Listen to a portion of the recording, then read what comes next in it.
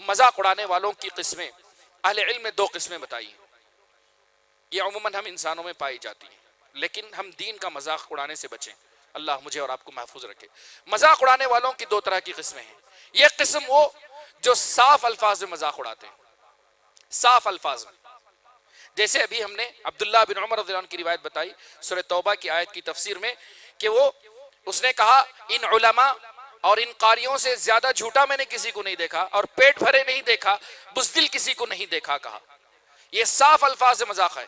یاد رکھیے، شریعت کا مذاق اڑانا، قرآن مجید کا مذاق اڑانا، رسول اللہ صلی اللہ علیہ وسلم کا مذاق اڑانا، علماء کا مذاق اڑانا، طالب علم شرعی کا مذاق اڑانا، حجاب کا مذاق اڑانا، داڑھی کا مذاق اڑانا، نمازی کا مذاق اڑانا، دین کے کسی ثواب کا مذاق اڑانا، یا دین میں کسی مقررہ سزا کا مذاق اڑانا، یا نمازوں کا مذاق اڑانا، دین میں ثابت کسی چیز کا مذاق اڑانا انسان کو دائرہ اسلام سے خارج کر دیتا ہے، باہر کر دیتا ہے.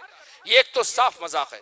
دوسرا مذاق، دوسری قسم، یہ اکثر بیشتر ہم لوگوں سے سرزد ہو جاتی. وہ کیا ہے؟ اشارتن کنایتن، اشارے میں مذاق اڑانا.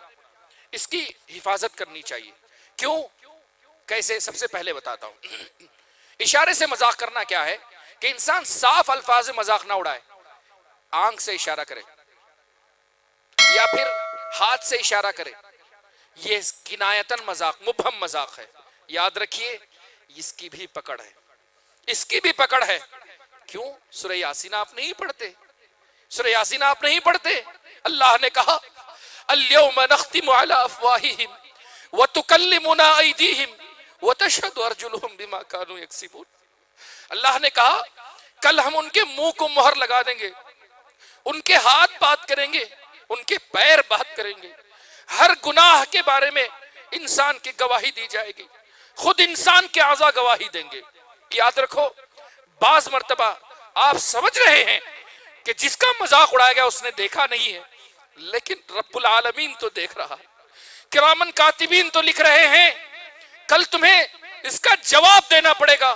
اگر توبہ نہیں کی، معافی نہ مانگی، کبیرہ گناہ کر کے تم جا رہے ہو، کل اپنی نیکیاں بانٹو گے کیا؟ کل اپنی نیکیاں اٹھا کر دو گے؟ کنایتن مذاق کرنا بھی جائز نہیں ہے.